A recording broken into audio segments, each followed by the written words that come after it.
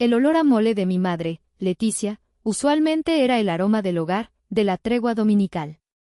Pero ese día, el aire en el comedor estaba tan espeso que se podía cortar con un cuchillo. La luz de la tarde se filtraba por la ventana, iluminando las partículas de polvo que danzaban en una tensión casi palpable. Yo, Gael, de 34 años, sentía el peso de la mirada de mi familia entera sobre mí. Mi hermano Dante, de 30, estaba recargado en su silla, con esa sonrisita arrogante que perfeccionó desde la adolescencia, como si el mundo le debiera algo. Mi madre revolvía nerviosamente su vaso de agua de horchata, evitando mis ojos. Sabía lo que venía. Ella siempre lo sabía, era la arquitecta silenciosa de estos embates. Fue mi padre, Ramiro, de 62, quien finalmente rompió el silencio. Dejó caer su cubierto sobre el plato con un ruido seco que nos hizo saltar a todos. Su rostro, curtido por años de trabajo como supervisor en una fábrica, estaba contraído en una máscara de autoridad inquebrantable. Gael, comenzó, y su voz era grave, como el motor de un viejo camión. No me tuteaba en momentos así y usaba mi nombre como si fuera una citación judicial. Tenemos que hablar de un asunto serio. Dante se enderezó un poco, su sonrisa se ensanchó. Era el gesto de un depredador que sabe que la presa está acorralada. Asentí lentamente, preparándome para el impacto. ¿Qué pasa, papá? Ramiro me sostuvo la mirada, sus ojos oscuros no dejaban lugar a la negociación. Tu hermano, dijo, haciendo un gesto con la cabeza hacia Dante, como si presentara una pieza de evidencia irrefutable, ha tenido un tropiezo en sus negocios. Un tropiezo. Así llamaba mi padre a la incompetencia crónica de Dante, a su incapacidad para mantener un trabajo por más de 6 meses, a su vida de lujos financiados por tarjetas de crédito y, en última instancia, por mí.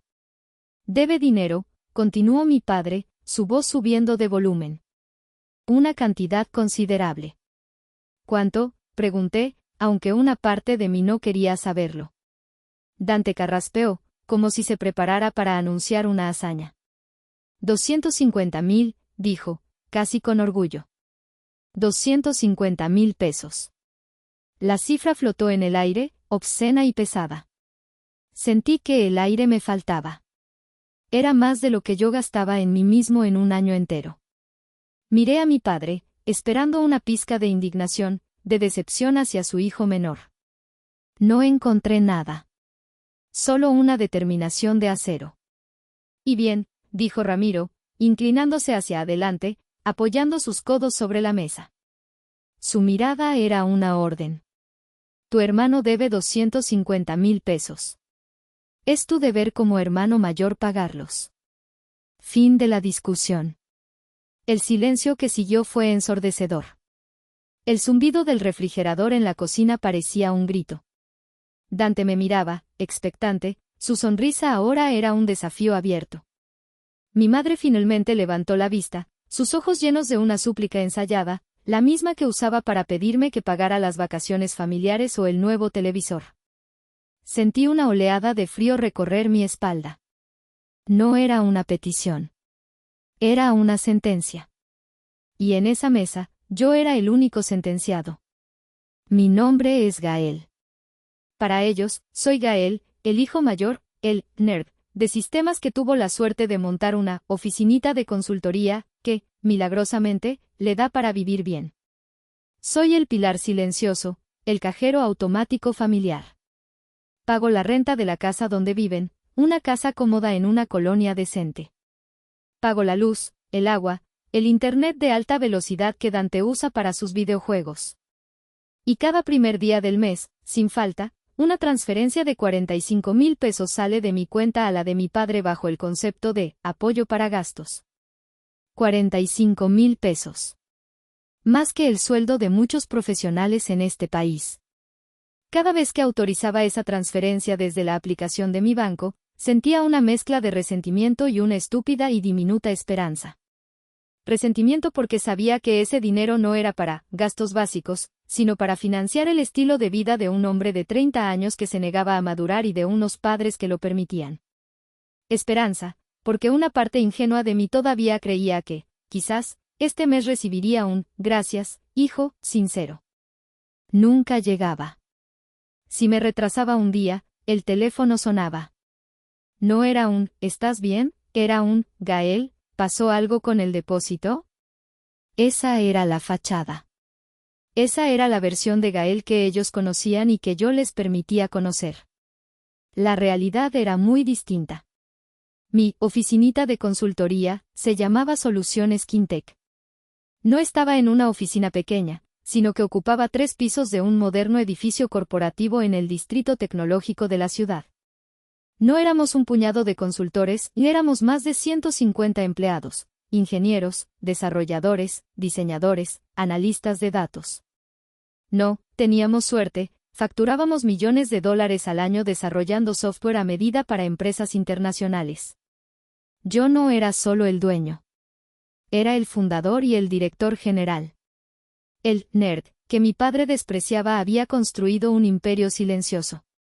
Vivía en un penthouse minimalista con vistas a toda la ciudad, pero ellos no lo sabían. Conducía un auto alemán de último modelo, pero siempre iba a su casa en mi viejo sedán japonés de hace 10 años, el único coche que ellos conocían. ¿Por qué el secreto? Al principio, fue por protección. Sabía que si olían la verdadera magnitud de mi éxito, las demandas se volverían insaciables. La sangría de 45,000 al mes se convertiría en una hemorragia. Pero con el tiempo, el secreto se transformó en algo más. Se convirtió en una especie de experimento social doloroso. Quería ver si, alguna vez, me valorarían por ser yo, por ser su hijo, y no por lo que mi cartera podía ofrecer. Cada mes, cada exigencia, cada desplante, era una prueba más de que el experimento había fallado.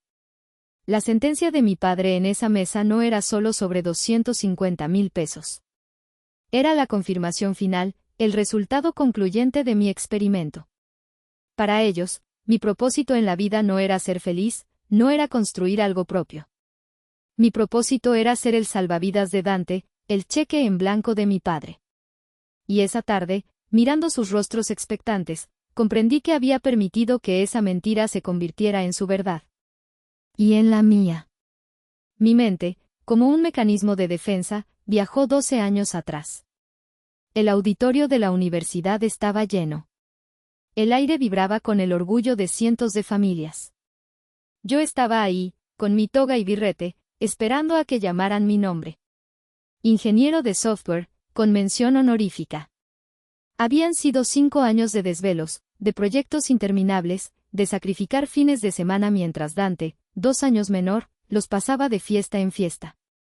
Cuando mi nombre sonó, aplaudí para mí mismo. Busqué a mi familia entre la multitud. Los vi. Mi madre aplaudía con cortesía, como en un evento social. Dante estaba pegado a su teléfono. Mi padre, Ramiro, simplemente observaba, con los brazos cruzados y una expresión indescifrable. Más tarde, en la pequeña celebración que organicé en un restaurante, el ambiente era tibio. Mis amigos me felicitaban, me abrazaban. Mi familia estaba en su propia burbuja. Bueno, dijo mi padre finalmente, después de darle un trago a su cerveza. Un papelito más. A ver si con eso ya te pones a buscar una chamba de verdad, algo que deje dinero. Una chamba de verdad. Para él, mi pasión por la programación, por crear soluciones a problemas complejos, no era de verdad. El trabajo real implicaba sudor, esfuerzo físico, algo que él pudiera ver y entender, como su trabajo en la fábrica. Mis logros eran abstractos, invisibles, y por lo tanto, insignificantes. Sentí una punzada de humillación tan aguda que me cortó el apetito. Había esperado, como un niño tonto, una palmada en la espalda, un «estoy orgulloso de ti, hijo». En su lugar, recibí un recordatorio de que mi camino era, a sus ojos, una decepción. La verdadera bofetada llegó 3 meses después. Dante, que había entrado a la universidad a estudiar marketing casi a rastras, anunció que se daba de baja. No es lo mío, dijo con un encogimiento de hombros. Yo esperaba una reprimenda, un sermón sobre la responsabilidad. En cambio, ese fin de semana, el patio trasero de la casa se llenó con el olor de la carne asada. mi padre había organizado una fiesta. Para subirle el ánimo al muchacho, anunció a los tíos y primos que llegaron.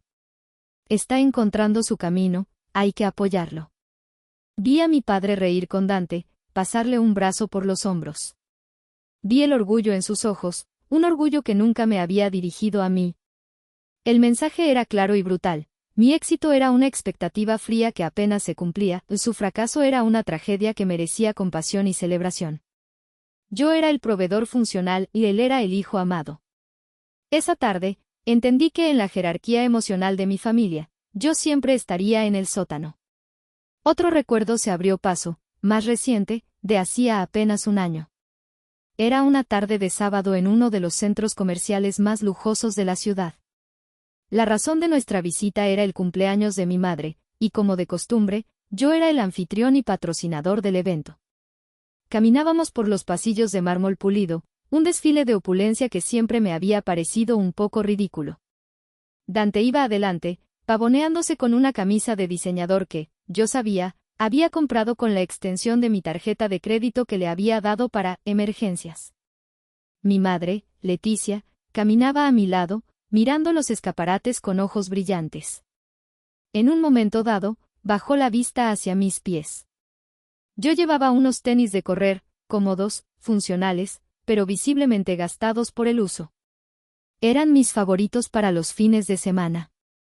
«Ay, mijo», dijo con un suspiro, su voz teñida de una falsa preocupación que dominaba a la perfección.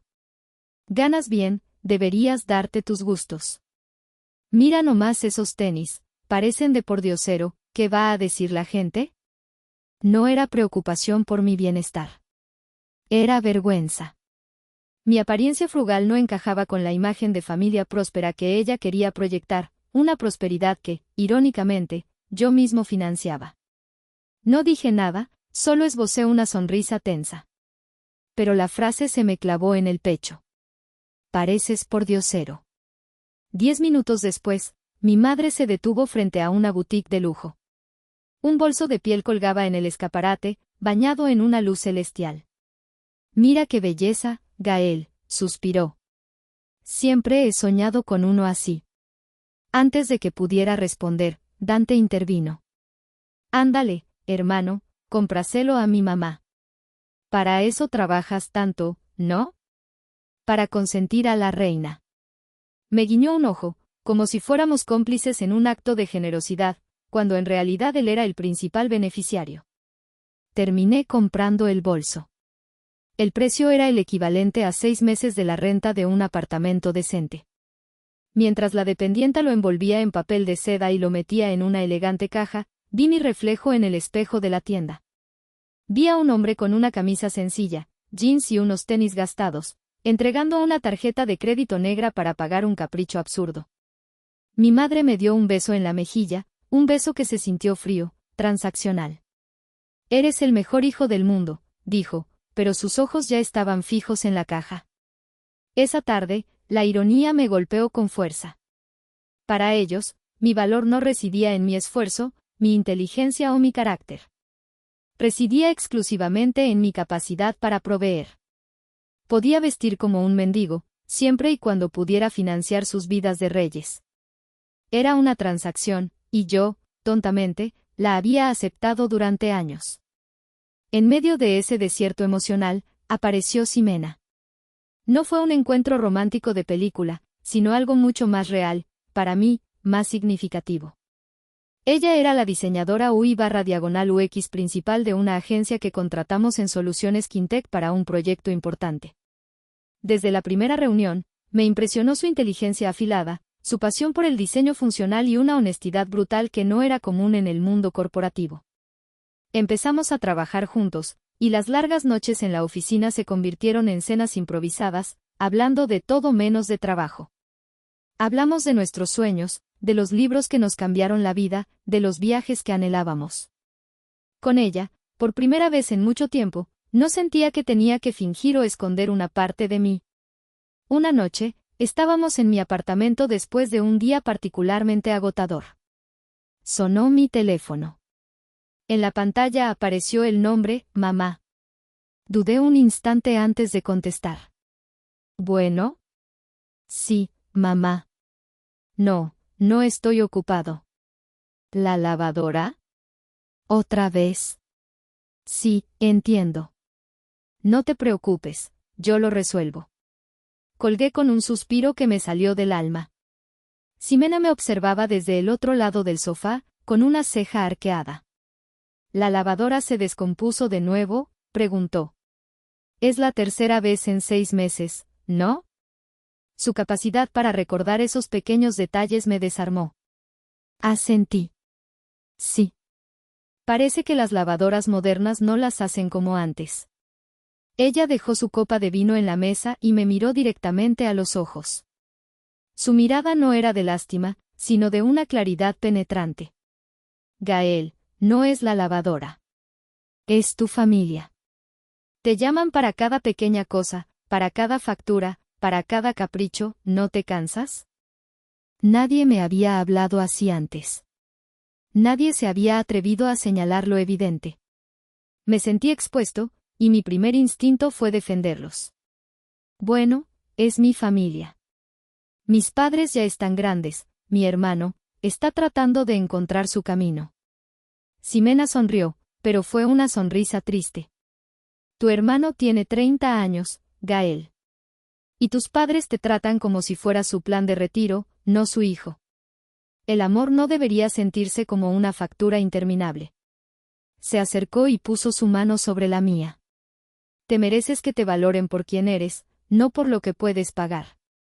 Sus palabras fueron como una llave que abría una puerta que había mantenido cerrada con candado durante años. Esa noche no dije nada más, pero su pregunta resonó en mi cabeza, ¿no te cansas?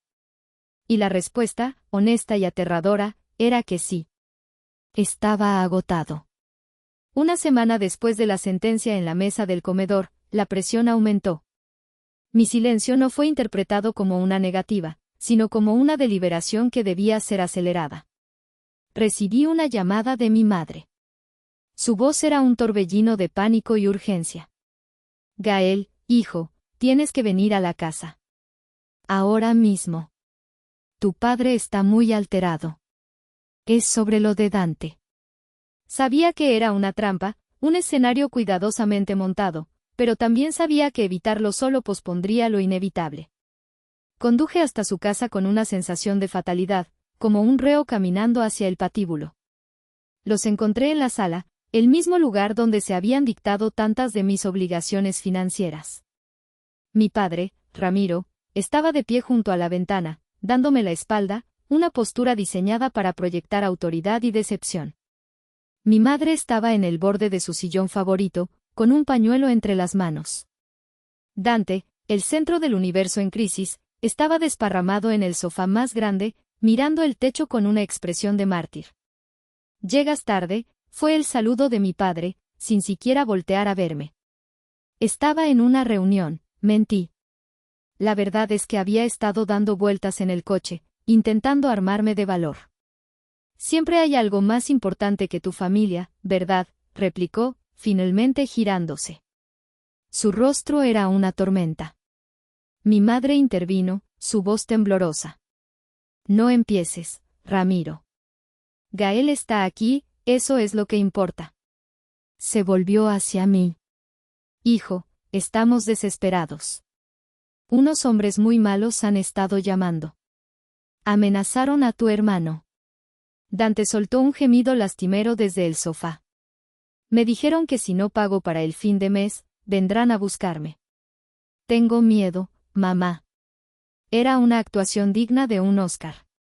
La víctima aterrorizada, los padres protectores. Y yo, el salvador designado. Son prestamistas, Gael, dijo mi padre. Su tono ahora era una mezcla de ira y exigencia. Tu hermano cometió un error, pero es nuestra sangre, ¿vamos a dejar que lo lastimen por dinero? La lógica era tan retorcida que era casi admirable. El error de Dante se convertía en una responsabilidad colectiva, y la solución, convenientemente, recaía enteramente sobre mí. ¿Por qué no vende su coche?, pregunté, mi voz sonando más firme de lo que me sentía. Dante conducía un auto deportivo que claramente no podía permitirse. Dante se incorporó de golpe, indignado. Mi coche es lo único que tengo. Además, no cubriría ni la mitad de la deuda. Tu hermano tiene razón, me espetó mi padre. Vender sus cosas es una solución de pobre. Aquí hay que resolver el problema de raíz. Tienes el dinero. Lo sabemos. No seas egoísta. Esa palabra. Egoísta. La habían usado contra mí tantas veces que casi había perdido su significado. Era egoísta por querer ahorrar para mi futuro. Era egoísta por querer invertir en mi empresa. Era egoísta por no querer pagar las consecuencias de la irresponsabilidad de otro. Mi madre se levantó y se acercó a mí. Puso sus manos sobre mis brazos, sus ojos se llenaron de lágrimas. Por favor, mijo. Hazlo por mí. Por la familia. ¿Qué clase de familia seríamos si nos abandonamos en los malos momentos? Tu padre tiene el corazón destrozado de la preocupación. No le des un disgusto más. Era el ataque final. La combinación perfecta de la orden autoritaria de mi padre, el victimismo de mi hermano y el chantaje emocional de mi madre.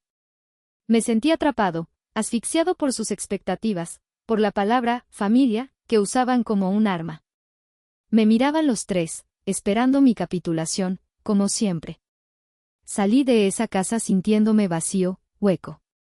La promesa de pensarlo les había comprado un poco de tiempo, pero a mí me había costado el último gramo de mi paz mental. Conduje sin rumbo por las calles de la ciudad, las luces de los semáforos se mezclaban en un borrón de colores indiferentes. La noche caía y con ella, una oscuridad que parecía reflejar mi propio estado de ánimo. En mi mente, las voces de mi familia se repetían en un bucle infernal. Es tu deber. No seas egoísta. Hazlo por mí. Cada frase era un eslabón más en la cadena que me había atado a ellos durante años.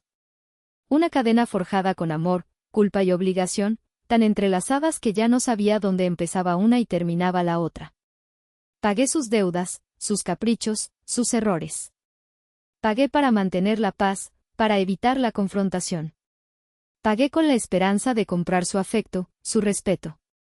Pero el respeto nunca llegó. El afecto siempre fue condicional.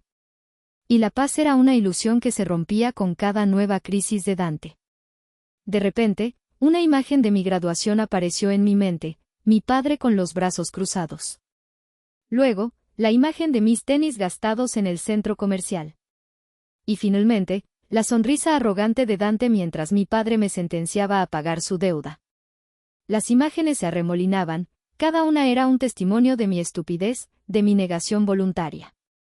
No era amor lo que me daban. Era una factura. Y yo, el buen hijo, el hermano responsable, siempre pagaba. Una ira fría y lúcida comenzó a subir desde el fondo de mi estómago. No era la ira explosiva y ruidosa de mi padre, sino algo más profundo, más tranquilo y mucho más peligroso. Era la ira de la revelación. La ira de darme cuenta de que había estado participando activamente en mi propia destrucción. Ellos no iban a cambiar. ¿Por qué lo harían? Yo les había enseñado que no tenían que hacerlo. Les había enseñado que sin importar cuán irresponsable fuera Dante, o cuán injustos fueran mis padres, Gael siempre estaría ahí para limpiar el desastre, para firmar el cheque. Me orillé en una calle solitaria, apagué el motor del coche y el silencio me envolvió. En ese silencio, tomé una decisión. La cadena que me ataba a ellos no estaba hecha de acero, sino de mi propia voluntad de llevarla. Y en ese momento, decidí soltarla. Saqué mi teléfono. Mis manos no temblaban. Marqué el número de Ximena. Contestó al primer tono. Hola, amor, ¿todo bien? Su voz era cálida, preocupada. Tomé una respiración profunda. El aire que entró en mis pulmones se sintió diferente, más limpio. Ximena, dije, y mi propia voz me sorprendió por su calma, por su finalidad. Tenías razón. En todo. Se acabó. Hubo una pausa al otro lado de la línea, y luego su voz, llena de un alivio que casi podía tocar. Estoy contigo, Gael, ¿qué vas a hacer?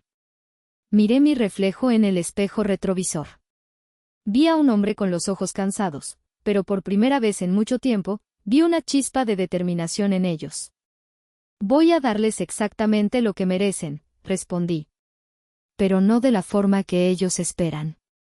Al día siguiente, llamé a mi padre. Adopté un tono de resignación, el tono que él estaba acostumbrado a escuchar de mí después de una de sus tormentas.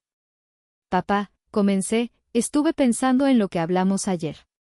Hubo un silencio expectante al otro lado. Podía imaginarlo, enderezándose en su sillón, con una expresión de triunfo. ¿Y bien?, preguntó, su voz cargada de impaciencia. Tienen razón, dije, y las palabras sabían a ceniza en mi boca, pero eran una parte necesaria del guión. Es mi hermano, es mi familia. Voy a pagar la deuda. Escuché un suspiro de alivio de mi madre al fondo. Ay, gracias a Dios, mijo, sabía que no nos fallarías. Pero, continué, interrumpiendo su celebración, una cantidad así no la tengo líquida de un día para otro. Mi negocio es estable, pero el flujo de efectivo es otra cosa. Necesitaré un par de semanas para mover algunas inversiones, quizás vender unas acciones. Denme 15 días. Mi padre carraspeó, su tono se suavizó, ahora que había conseguido lo que quería. Está bien, Gael. 15 días. Pero ni un día más. Esos tipos no juegan. Entendido, dije y colgué. Me quedé mirando el teléfono, sintiendo el primer chispazo de poder en mucho tiempo. Había activado la cuenta regresiva. 15 días para desmantelar la tiranía. Mi familia, por su parte, entró en un estado de euforia. Las llamadas de mi madre se volvieron dulces y cariñosas. Dante me envió un mensaje de texto: eres el mejor, carnal. Te la debo. Sabía que esa promesa era tan vacía como su cuenta bancaria. Celebraban su victoria, completamente ajenos a que acababan de caminar directamente hacia mi trampa. Mientras ellos se relajaban, yo me puse a trabajar. Mi primera llamada no fue a mi corredor de bolsa, sino a mi equipo de desarrollo en Soluciones Quintec. Les hablé de un proyecto personal que quería desarrollar, un software de gestión de bienestar para organizaciones sin fines de lucro. Un proyecto que había tenido en mente durante años, una forma de devolver algo a la comunidad. Quiero que sea pro bono, les dije, nuestro regalo para la ciudad. Vi cómo se iluminaban los rostros de mis ingenieros. Eran jóvenes, brillantes y llenos de idealismo. Mi empresa no era solo un lugar para ganar dinero, era un lugar donde creábamos cosas que importaban, donde el mérito y la pasión eran la moneda de cambio real. Era todo lo que mi familia no era. Dedicarme a este proyecto durante esas 2 semanas no solo era una coartada perfecta, sino también un recordatorio de por qué luchaba, por la libertad de construir un legado basado en el valor, no en la obligación. Era el antídoto perfecto para el veneno que había estado bebiendo durante años. Mi segunda llamada fue la más importante. Marqué el número de mi tío Bruno. Bruno, el hermano menor de mi padre, era la oveja sabia de la familia. Un contador público retirado, siempre había mantenido una distancia prudente del drama de mi casa, observándolo todo con una calma analítica que a mi padre le sacaba de quicio. Él fue el único que me felicitó sinceramente el día de mi graduación. Y años después, cuando mi padre se negó a prestarme una pequeña cantidad para empezar mi negocio, es una tontería de computadoras, vas a perderlo todo, me dijo, fue Bruno quien, en secreto, me firmó como aval para mi primer crédito. Yo sí creo en ti, sobrino, me dijo ese día. Esa fe fue el combustible que necesité para empezar. Tío, dije cuando contestó, soy Gael. Necesito tu ayuda. Y un consejo. Para ti, lo que sea, Gael. Dime qué pasa. Le conté todo. La deuda de Dante, la exigencia de mi padre, el chantaje emocional de mi madre. Le conté mi decisión de poner un alto definitivo y le esbocé mi plan. Bruno escuchó en silencio, solo interrumpiendo con algún carraspeo que denotaba su desaprobación hacia mi padre. Cuando terminé, hubo una larga pausa. Haces bien, Gael, dijo finalmente, su voz firme. A veces, la única forma de sanar una herida es cauterizarla. Cuenta conmigo. Gracias, tío. Necesitaré que me ayudes a preparar unos documentos, un resumen de todas las transferencias que les he hecho en los últimos 5 años. Por supuesto. Pero hay algo más que debes saber, dijo Bruno, su tono se volvió más serio. Hace un par de meses, hablé con tu padre. Estaba preocupado. Resulta que Dante no solo se metió con prestamistas. Para conseguir uno de los préstamos más grandes, usó una copia de las escrituras de la casa como garantía. Sentí que se me helaba la sangre. ¿Qué? ¿Pero cómo? La casa está a nombre de mis padres. Lo sé. Dante es un idiota, pero es un idiota astuto. Falsificó una firma, quién sabe. El punto es que la deuda está vinculada a la casa. Si no pagan, esa gente puede iniciar un proceso para quedarse con la propiedad. Me quedé en silencio, procesando la información. La irresponsabilidad de Dante había alcanzado un nuevo nivel, uno que ponía en riesgo el techo de mis padres. Y ellos, en su ceguera, querían que yo resolviera el desastre sin saber que la mecha de la bomba ya estaba encendida debajo de sus propios pies. Pero entonces, una pieza del rompecabezas encajó en mi mente. Una decisión que había tomado hacía un año, por pura precaución. Tío, dije lentamente, ¿recuerdas que hace un año la hipoteca de la casa de mis padres estaba a punto de terminar? Quedaba un último pago fuerte. Sí, lo recuerdo. Tu padre se quejaba de eso. Bueno, yo hice ese pago directamente al banco. Pero hice algo más. Negocié con el banco y, en lugar de solo liquidarla, compré la deuda. Legalmente, el gravamen de la hipoteca me fue transferido. Hice que un abogado redactara todo para que el título de propiedad final quedara a mi nombre. Les dije a mis padres que todo estaba arreglado, para no preocuparlos. Hubo un silencio de asombro al otro lado de la línea. Gael, dijo Bruno, y pude escuchar una sonrisa en su voz. Eres más listo que todos ellos juntos, ¿eso significa lo que creo que significa? Significa, respondí, sintiendo como el plan se solidificaba, convirtiéndose en una fortaleza inexpugnable, que Dante garantizó una deuda con una propiedad que no le pertenece, a nombre de unos dueños que ya no son los dueños. Significa que la casa, tío, es mía. El juego había cambiado. Ya no se trataba solo de cortarles el grifo. Se trataba de mostrarles que el tablero sobre el que jugaban, la casa que usaban como su castillo, en realidad me pertenecía. Y yo estaba a punto de hacer el jaque mate. La primera fase de mi plan era la paciencia. Dejé que pasara una semana. Una semana de silencio calculado por mi parte, y de creciente ansiedad por la suya. Las llamadas de mi madre se hicieron más frecuentes. ¿Cómo vas, mijo? ¿Ya mero? Yo respondía con evasivas tranquilizadoras. Todo en orden, mamá. Estoy en eso. Mientras tanto, activé la segunda fase. A través de un antiguo compañero de la universidad que ahora trabajaba como reclutador de personal, filtré una oportunidad de trabajo irresistible. Le pedí que contactara a Dante, no directamente, sino a través de un conocido en común, para que pareciera una casualidad del destino. La oferta era para un puesto de gerente de expansión de negocios, en una empresa tecnológica en pleno crecimiento llamada Soluciones Quintec. El perfil del puesto era deliberadamente vago, lleno de palabras de moda como sinergia, disrupción y liderazgo estratégico, justo el tipo de lenguaje que impresionaría a alguien como Dante, que valoraba más la apariencia que la sustancia. El sueldo ofrecido era obscenamente alto, más de lo que Dante había ganado en toda su vida. Era el queso perfecto para la ratonera. Como esperaba, Dante mordió el anzuelo con desesperación. Para él, esta no era solo una oferta de trabajo, era su billete de lotería. Era la oportunidad de restregarme en la cara que él también podía triunfar, que podía conseguir un puesto gerencial sin tener que pasar años, picando piedra, como yo. Era su validación, su vía de escape para no tener que depender más de su hermanito aburrido. El reclutador me mantuvo informado. Dante había inflado su currículum con experiencias inexistentes y habilidades que no poseía.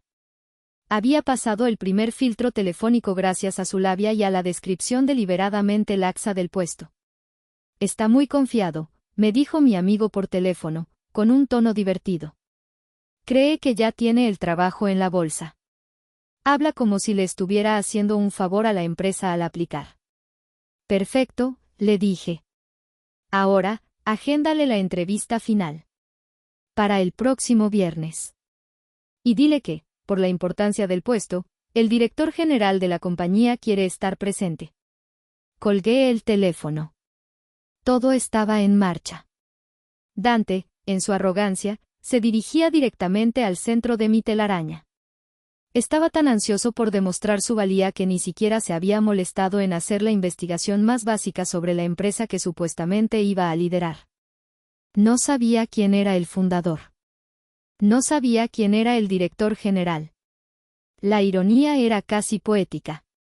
El trabajo que iba a salvarlo de la deuda que yo iba a pagar, se lo estaba ofreciendo yo mismo.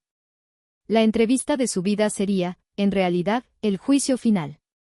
Y yo sería el juez, el jurado y el verdugo. El día de la entrevista llegó. El aire de la mañana estaba cargado de una electricidad que solo yo parecía sentir. Cuando llamé a casa de mis padres para confirmar que Dante estaba listo, mi madre contestó con una voz llena de orgullo. Claro que está listo, hijo. Se ve guapísimo. Tu padre y yo lo vamos a acompañar. Fruncí el ceño. Eso no estaba en mis planes. ¿Acompañarlo, a la entrevista? Pues sí, para darle apoyo moral. Es un puesto muy importante. Además, queremos conocer esa empresa. A ver si es un lugar decente para nuestro hijo. Una sonrisa amarga se dibujó en mi rostro. Por supuesto. Querían inspeccionar el lugar, asegurarse de que estuviera a la altura de su príncipe. Y, sin saberlo, me estaban haciendo un favor. Su presencia haría que la revelación fuera aún más devastadora, aún más completa. Está bien, mamá, dije. Los esperamos. Llegaron a la recepción de Soluciones Quintec media hora antes de la cita. Los vi a través de las cámaras de seguridad desde mi oficina. Dante llevaba un traje que le quedaba un poco grande, probablemente comprado a crédito para la ocasión. Caminaba con una falsa seguridad, mirando todo con un aire de conocedor. Mi padre, Ramiro, inspeccionaba el lobby minimalista, con sus paredes de cristal y muebles de diseño, con el ceño fruncido, como si buscara defectos. Mi madre, Leticia, sonreía a la recepcionista con una amabilidad condescendiente. Pura gente pegada a una pantalla, escuché que mi padre le susurraba a mi madre, lo suficientemente alto para que la recepcionista lo oyera. ¿A poco a esto le llaman trabajar? Le pedí a mi asistente que los hiciera esperar 5 minutos más de lo debido, solo para aumentar la tensión. Luego, que los llevara a la sala de juntas principal, la cumbre, como la llamábamos. Era una habitación impresionante, con una mesa de caoba para 20 personas y una pared de cristal que ofrecía una vista panorámica de toda la ciudad. Los vi entrar en la sala, sus expresiones cambiaron al ver la opulencia del lugar. Dante intentó disimular su asombro con una tos forzada. Mi padre dejó de buscar defectos y se quedó en silencio, observando la ciudad a sus pies. Mi madre se sentó en el borde de una de las sillas de piel, como si temiera ensuciarla. Estaban en mi mundo. Estaban en el corazón de todo lo que yo había construido, de todo lo que ellos habían ignorado y despreciado. Y estaban a punto de descubrir a quién le pertenecía realmente el reino. Mi asistente los hizo pasar. Dentro de la sala de juntas, la mesa no estaba vacía. En un extremo, estaba sentado el director de recursos humanos, un hombre de aspecto serio. A su lado, mi tío Bruno, vestido con un traje impecable, con un portafolio de piel descansando sobre la mesa frente a él. La presencia de Bruno los descolocó. «Bruno, ¿qué haces tú aquí?», preguntó mi padre, su voz teñida de sorpresa y sospecha. Mi tío sonrió con calma. «Ramiro, Leticia. Vengo como asesor externo». Antes de que pudieran procesar esa respuesta, mi asistente habló. «El director general se unirá a nosotros en un momento. Por favor, Tomen asiento. Se sentaron rígidamente frente al director de RH y mi tío. El ambiente era formal, intimidante. Dante tragó saliva, su arrogancia comenzaba a desvanecerse, reemplazada por una visible ansiedad. Dejé que pasaran 2 minutos. 2 minutos de silencio absoluto, solo interrumpido por el murmullo lejano de la ciudad. Quería que sintieran el peso del lugar, que entendieran que ya no estaban en su sala, donde ellos dictaban las reglas. Entonces, di la señal a mi asistente por el intercomunicador. La puerta de la sala de juntas se abrió con un suave silbido. Entré. No llevaba mi ropa de fin de semana. Llevaba un traje oscuro, hecho a medida, una camisa blanca impecable y sin corbata. Caminé con la confianza que me daba estar en mi propio territorio, el que había construido con mi sudor y mi sacrificio. El primer rostro que vi fue el de Dante. Sus ojos se abrieron como platos, su boca se entreabrió en una mueca de incredulidad absoluta. Parecía como si hubiera visto un fantasma. Luego, miré a mi madre. Su sonrisa amable se congeló y se derrumbó, reemplazada por una confusión total. Sus ojos iban de mí al director de RH, y de vuelta a mí, tratando de entender una ecuación que no tenía sentido en su universo. Finalmente, posé mi mirada en mi padre. Su ceño fruncido se profundizó, su desconcierto rápidamente dio paso a una ira oscura y contenida. La comprensión comenzó a amanecer en su rostro, pero era una comprensión que su orgullo se negaba a aceptar. Caminé lentamente hasta la cabecera de la mesa y me quedé de pie. El director de Recursos Humanos se levantó al instante. Señores, dijo con una voz clara y respetuosa, dirigiéndose a mi familia. Permítanme presentarles a nuestro fundador y director general de Soluciones Quintec, el ingeniero Gael. El nombre resonó en la sala como una detonación. ¿Qué es esta broma?, balbuceó mi padre, poniéndose de pie de un salto. Gael, ¿qué significa esto? No le respondí a él. Miré directamente a mi hermano. Dante estaba pálido, lívido. La realidad lo había golpeado con la fuerza de un tren de carga. El trabajo de sus sueños, su salvación, su gran oportunidad, era una farsa. Y yo era el autor. Me senté en la silla de la cabecera, el asiento del poder. Tomé el currículum de Dante que estaba sobre la mesa. Lo sostuve entre mis dedos, sin mirarlo. Gracias por venir, familia, dije, y mi voz era tranquila, fría, desprovista de toda la emoción que había reprimido durante años. La entrevista ha terminado. El silencio en la sala era pesado, roto solo por la respiración agitada de mi padre. Dante seguía paralizado, su rostro era un lienzo de humillación. Mi madre parecía haber envejecido 10 años en 10 segundos. Dejé caer el currículum de Dante sobre la mesa. El papel hizo un ruido suave, casi burlón. Dante, dije, mirándolo directamente a los ojos. Revisé tu solicitud. Tu currículum es una obra de ficción. No tienes la experiencia, no tienes las habilidades y, francamente, no tienes la ética de trabajo que requerimos aquí. Tu solicitud es rechazada. Cada palabra era un clavo en su ataúd. Se encogió en su silla, finalmente vencido. Luego, giré mi silla para encarar a mi padre. Él seguía de pie, temblando de una furia impotente. Papá, dije, y por primera vez en mi vida, no había ni una pizca de súplica o miedo en mi voz. Siempre quisiste que tuviera una chamba de verdad. Bueno, esta es. Genera más de 200 empleos y paga millones en impuestos. Espero que cumpla tus estándares. Su rostro se puso rojo, pero no dijo nada. Estaba sin palabras. Y sobre la deuda de 250,000 pesos, continué, mi voz cortante como el cristal.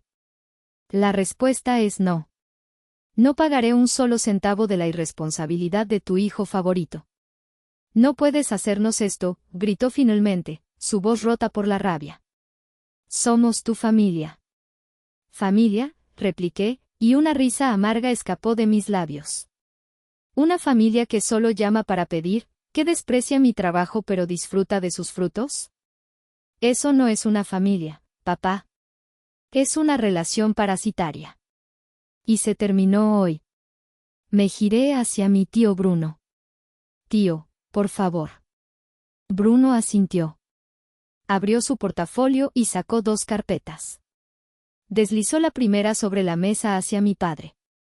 Ramiro, dijo Bruno con su voz calmada de contador. Esta carpeta contiene un registro detallado de cada transferencia que Gael les ha hecho en los últimos 5 años.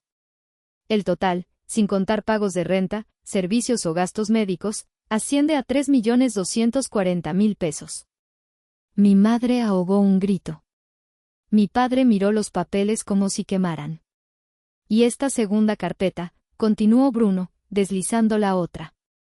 Es el título de propiedad de la casa donde viven. Como pueden ver, el propietario legal desde hace un año es el señor Gael.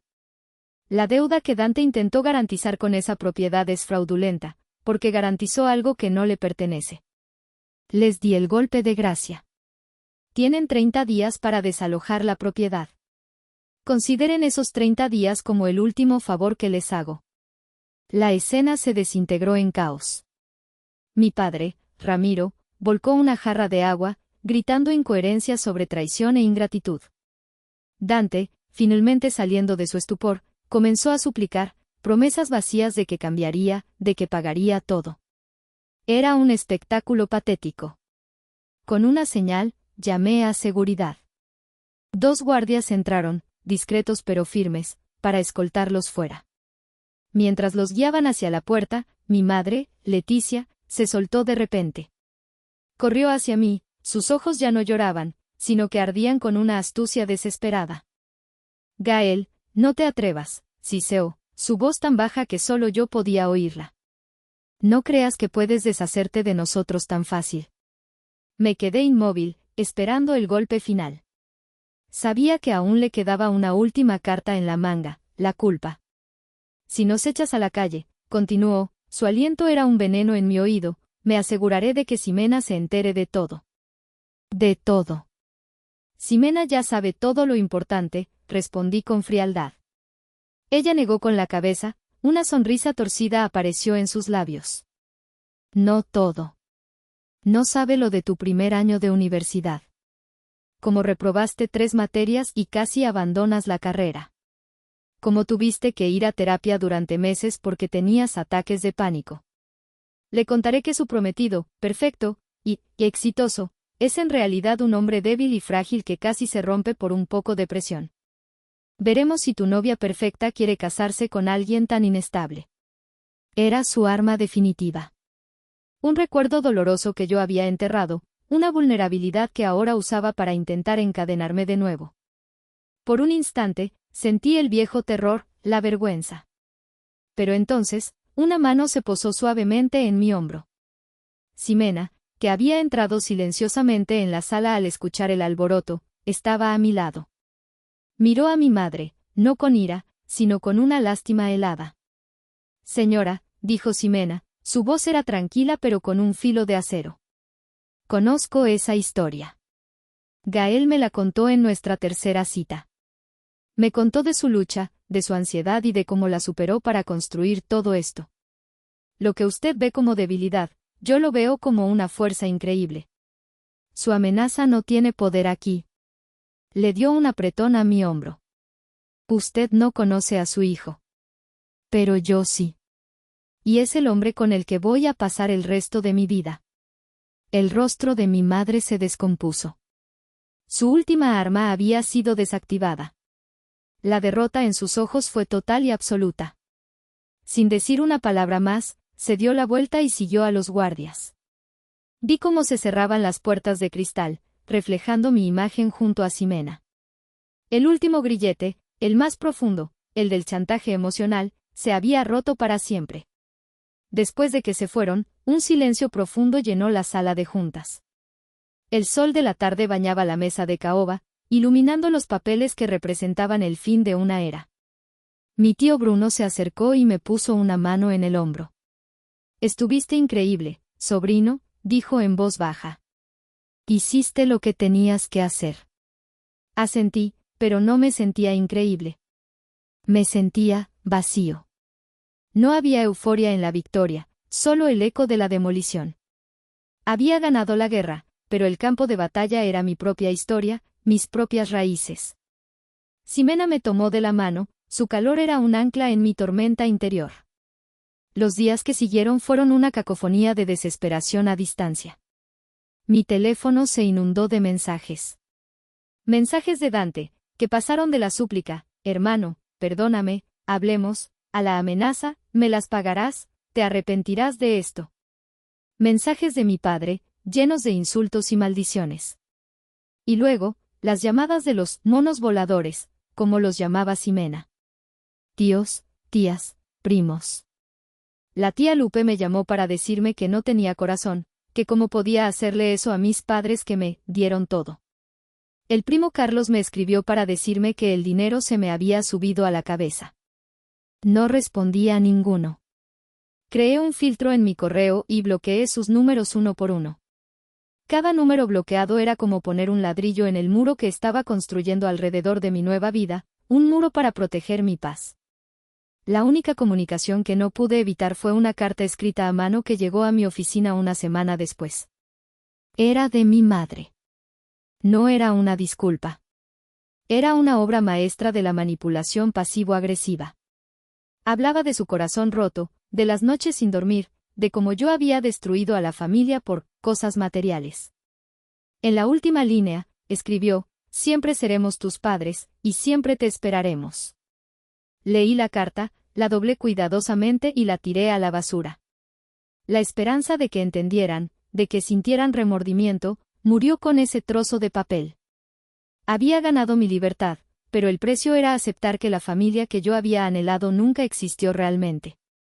Pasaron 6 meses. 6 meses de un silencio bendito. Ximena y yo nos casamos en una ceremonia íntima en la playa, con solo un puñado de amigos verdaderos y mi tío Bruno, quien me entregó en el altar con lágrimas de orgullo en los ojos. Nos mudamos a un nuevo hogar, un penthouse con una terraza que parecía flotar sobre la ciudad. Ya no sentía la necesidad de esconder nada. Mi vida, mi éxito, mi felicidad, eran míos para vivirlos abiertamente. A través de mi tío, supe lo que pasó con ellos.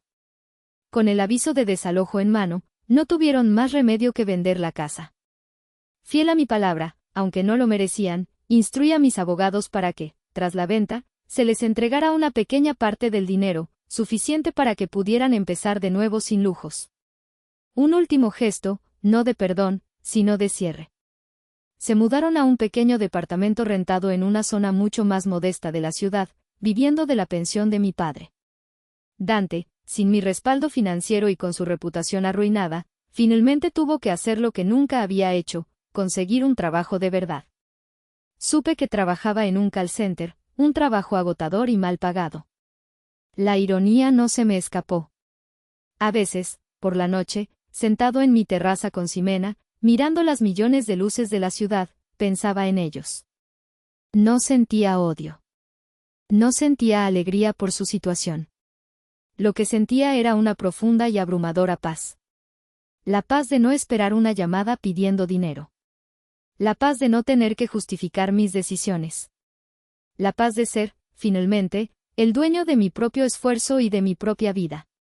Había aprendido la lección más dura de todas. A veces, el acto de amor más grande hacia uno mismo es tener el coraje de alejarse de aquellos que dicen amarte, pero que solo saben cómo hacerte daño. Ya no era su cajero automático, ni su salvador, ni su saco de boxeo emocional. Era simplemente Gael. Y eso, por fin, era más que suficiente. Sé que la verdad puede ser cruel y que mis acciones fueron extremas. Rompí lo que quedaba de mi familia para poder construir mi propio futuro. Pero les pregunto a ustedes, ¿me equivoqué al forzar esta confrontación para salvarme? ¿Existía otra manera de romper unas cadenas tan pesadas, forjadas con años de costumbre y manipulación? ¿Ustedes qué hubieran hecho en mi lugar?